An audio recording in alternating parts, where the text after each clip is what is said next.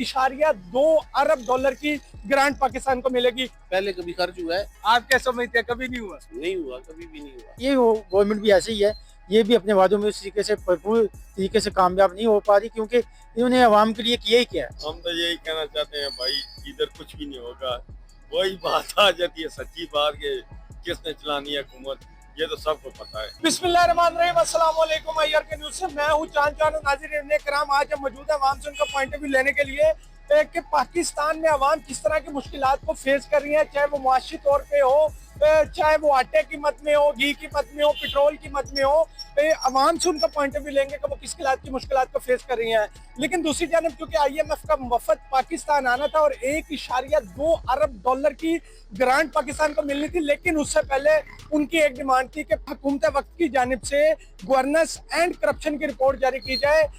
इसकी जो तारीख थी वो जुलाई के महीने में थी, लेकिन बढ़ा के फिर अगस्त कर दी गई और अब तक वो रिपोर्ट जारी नहीं की गई। लेकिन हुकूमत ने मजीद वक्त तलब किया है IMF की जानिब से कि हमें थोड़ा टाइम दिया जाए और ये सारे मामला को तय करने के बाद रिपोर्ट जारी की जाएगी। और फिर उम्मीद है कि अब दिसंबर में ये वफद पाकिस्तान आएगा और $1.2 अरब की ग्रांट पाकिस्तान को मिलेगी। तो आए अवाम के पास चलते हैं, उनसे पूछते हैं कि क्या ये ग्रांट उनके लिए कोई रिलीफ का बाइस बनेगी या मजीद मुश्किलात में इजाफा होगा। IMF का वफद पाकिस्तान में आ रहा है और पाकिस्तानी जो गवर्नमेंट है इसको $1.20 करोड़ की ग्रांट मिलेगी। तो आप क्या समझते हैं, ये पाकिस्तानी लोगों के लिए फायदेमंद साबित होगा? अब ये जो गवर्नमेंट है रिलीफ देने में कामयाब हो पाएगी? मेरा नहीं ख्याल कि ऐसा हो सकता है, क्योंकि क्या रिलीफ देगी पाकिस्तान को, पाकिस्तानी अवाम को ये गवर्नमेंट, क्योंकि कितने अरसे से हमारा सिस्टम ऐसे ही चल रहा है, इसके ऊपर कोई खास फोकस नहीं हो रहा। तो इसको चाहिए कि इसके ऊपर थोड़ी तवज्जो मरकूज करें ताकि आवाम की जो है वो ज़िंदगी को बेहतर बनाया जाए, उसकी रोज़गार के मौके फराहम किए जाएँ। मेरा नहीं ख्याल कि इस चीज़ में ये पॉसिबल होगा या ये करने में कामयाब हो जाएंगे। सर आपको क्या लगता है कि महंगाई आपके नज़दीक कितनी है और आम आदमी को सरवाइव करना कितना टफ है या आसान है आपके नज़दीक? देखें जी, महंगाई तो इतनी हो चुकी है कि महंगाई आसमान से बातें कर रही है। आम जो शहरी है उसका जीना जो है वो बहुत मुश्किल हो गया है। और इवन के हम टीचर हैं, हम जिस तरह से मेहनत करके अपने जो है घर में खुशहाली पैदा करने की कोशिश कर रहे हैं कि we well know about that, हम इसके बारे में अच्छा जानते हैं। और इतना मेरा नहीं ख्याल कि आवाम जो है इससे खुश है। पुरानी गवर्नमेंट भी यही वादे करती रही और अपने वादों में कामयाब नहीं हो सकती। मेरे ख्याल में ये गवर्नमेंट भी ऐसे ही है, ये भी अपने वादों में उस तरीके से भरपूर तरीके से कामयाब नहीं हो पा रही, क्योंकि इन्होंने आवाम के लिए किया ही क्या है। तो सर आप फिर समझते हैं कि इस गवर्नमेंट ने कुछ नहीं किया, महंगाई बहुत ज्यादा है, आप एक टीचर भी, आप तो वेल एजुकेटेड पर्सन है, तो सर आप हुकूमत वक्त को क्या कहना चाहेंगे फिर? देखिए जी, हम तो यही कहना चाहते हैं हुकूमत वक्त के साथ कि भाई हुकूमत वक्त को ये चाहिए कि वो देखे कि आम जो लोग हैं उनके मेयार ज़िंदगी किस तरह बेहतर बनाया जा सकता है, उनको खुशहाली की तरफ किस तरह राग़िब किया जा सकता है। इवन के we are teachers, we are working day and night, हम दिन रात मेहनत कर रहे हैं, इसके बावजूद हमारा सर्वाइव करना मुश्किल होता जा रहा है। और उन लोगों के लिए कितना मुश्किल होता जा रहा होगा, या मुश्किल होगा जो लोग जो हैं वो फुटपाथ पे ज़िंदगी गुजार रहे हैं, जो महंगाई में पिस रहे हैं और वो दिन रात इस सोच में मगन है कि हम अपना घर ही तामीर कर लें। घर बनाना तो दूर की बात, वो मेयार ज़िंदगी को बेहतर बनाना और दिन रात जो है मेहनत करके अपने पूरे दिन की जो है वो अपने आप को उस स्ट्रगल के साथ से करके उसके बावजूद वो अपनी ज़िंदगी को बेहतर नहीं बना पा रहे, तो ये मुश्किल काम है। मेरा नहीं ख्याल कि ये आसानी से तकमील को पहुँचेगा। तो सर जो वफद आ रहा है पाकिस्तान में, तो उसको वो जो अमाउंट मिलेगी $1.20 करोड़, आपको नहीं लगता कि वो जो गवर्नमेंट ले रही है पाकिस्तानी लोगों के लिए ले रही है, आम शहरी के लिए ले रही है, उन्हें ज्यादा से ज्यादा फैसिलिटेट करने के लिए ले रही है? देखें जी, ये जहाँ तक आपकी बात है और ये जो करने की बात है, करना कुछ और होता है और प्रैक्टिकल करना कुछ, बातें कह दिया लेकिन उसमें प्रैक्टिकल इन्वॉल्व नहीं है।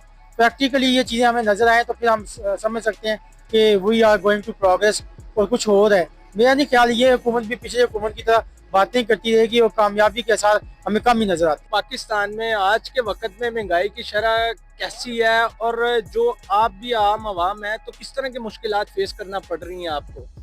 भाई हम तो खैर अच्छा खासा कमाते भी हैं, लेकिन फिर भी अखराजात इतने हैं कि बहुत मुश्किल से गुजारा होता है।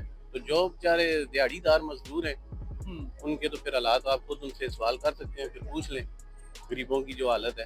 तो IMF का वफद आ रहा है अब दिसंबर में, 1.2 अरब डॉलर मिलेंगे पाकिस्तान को, तो आप क्या समझते हैं कि हुकूमत वक्त रिलीफ दे पाएगी अवाम को या नहीं? अब ये मुझे नहीं पता इन्होंने फिर क्या गिरवी रखवाया होगा IMF से। ठीक है, हर दफा हम ये सुनते हैं कि जो हुकूमत आती है वो पिछले का कहते हैं कि उन्होंने ये चीजें गिरवी रखवा दी हैं। ठीक है, स्टेट बैंक कभी कह रहे हैं, कभी कहते हैं जी एयरपोर्ट रखवा दी है गिरवी, कभी कहते हैं जी सी पैक का मंसूबा इसीलिए मतलब नहीं आगे हो रहा। तो जो भी आता है वो पिछले पे डाल देता है, अब हमें नहीं पता।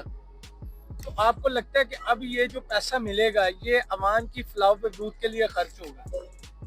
पहले कभी खर्च हुआ है?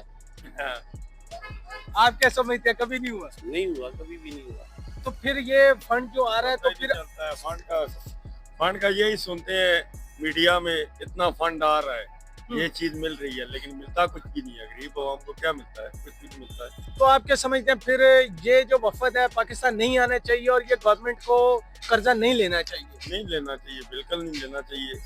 यही इशू रख के ना और महंगाई कर देते हैं, आवाम को 5-6 महीने ये बता देते हैं ये आ रहा है जी, कर्जा आ रहा है, लेकिन होता कुछ भी नहीं है। तो देना तो आवाम नहीं है, टैक्स की मदद आवाम नहीं देना है ना। आप क्या कहेंगे? टैक्स देना है, और साथ अब ये नहीं पता कि नवंबर दिसंबर की वजह से कह रहे हैं या फिर जिस तरह मुल्की हालात है, कभी जंग शुरू हो जाती है तो कहीं ये एक्सटेंशन का इशू ना हो सकता है। ज्यादा तो यही चल रहा है। अच्छा, कभी कहते हैं इंडिया के बॉर्डर पे जो है जंग शुरू हो गई, कभी कह रहे हैं अफगानिस्तान पे। तो अगर तो हमारे जनरल साहब को चाहिए एक्सटेंशन, वो खुल के साफ भी बात करें, हमें तो ये नहीं समझ आती इन्हीं दिनों में क्यों जंग आ जाती है। और आप क्या कहना चाहेंगे? हम तो यही कहना चाहते हैं भाई, इधर कुछ भी नहीं होगा। ये वही बात आ जाती है, सच्ची बात के किसने चलानी है हुकूमत, ये तो सबको पता है। अच्छा, साफ बात, बात ही खत्म हो जाती है कि हम सब वही बने हैं। अगर जमहूरी मुल्क है, अगर वोट के हिसाब से आए हैं तो फिर आप खुद बताएं फॉर्म 47 वाले आए या कौन आया है? ये भी है। हमारे एरिया में वोट जो बाकी अवाम ने दिया है हमारे सामने, मैंने तो खैर तरीके लबैक को वोट दिया है। बाकी जितनी अवाम थी मैंने खुद देखे हैं, PTI जो है सारे पोलिंग स्टेशन पे विनर थी। अच्छा, लेकिन सुबह जो है फॉर्म 47 जो है जीत चुका था। तरीके लबैक को तो इन्होंने, या किसी भी मजहबी जमात को तो इन्होंने कौमी असम्बली में बैठने ही नहीं देना। लेकिन इस बार इलेक्शन में चौथी बड़ी पार्टी थी जो एस्टेब्लिशमेंट के साथ इताअत करेगी या कोई डील करेगी वो तो बैठेगी। तरीके लबैक में तो नहीं आना फिर इस तरह। मुल्क में महंगाई इतनी है, अब कर्जा फिर नई हुकूमत 1.2 अरब डॉलर का कर्जा ले रही है, तो आपको क्या लगता है कि अवाम की फलाह बहबूद के लिए खर्च होगा? नई हुकूमत कौन सी आ रही है? कौन सी नई हुकूमत? नहीं, ये जो हुकूमत है कर्जा ले रही है तो अदा किसने करना है? अवाम नहीं करना है ना। तो अवाम के लिए कोई फैसिलिटेट किया जाएगा गवर्नमेंट की जानिब से कि नहीं? आपको लगता है? नेकिया ने कर सटुंदा है, हैं? उनकी नेकिया जे तामुन करन अवाम नाल, अवाम की खुशहाल रखना। नहीं, तानू की लगता कीता जाएगा कि रोला ही दिसना पे आज असा रोला ही है। कादा रोला? रोला महंगाई ना दुआ त्रिया ना काम ना काज। जी, तो नाज़रीन किराम, आपने अवाम को पॉइंट ऑफ व्यू चेक किया है कि इक़्तिदार की लालच ऐसी है कि किसी जो इस्लामिक पार्टी है, खासकर ये भाई ने जो TLP को वोट दिया, तो उन्हें इक़्तिदार में आने नहीं दिया जाता। और ये हमारे हुकूमत वक्त को सोचने की ज़रूरत है कि अवाम किस तरह की मुश्किलात को फेस कर रही हैं, क्योंकि ये जो IMF की जानिब से तीसरा वफद पाकिस्तान में आएगा, ये जो पैसा मिलेगा ये देना इंटेंट अवाम नहीं है, वो टैक्सेस की मद में होगा। इसी के साथ अपने मेज़बान चांद को दीजिए इजाज़त, फिर मिलेंगे नए सवालात के साथ। अल्लाह हाफ़िज़।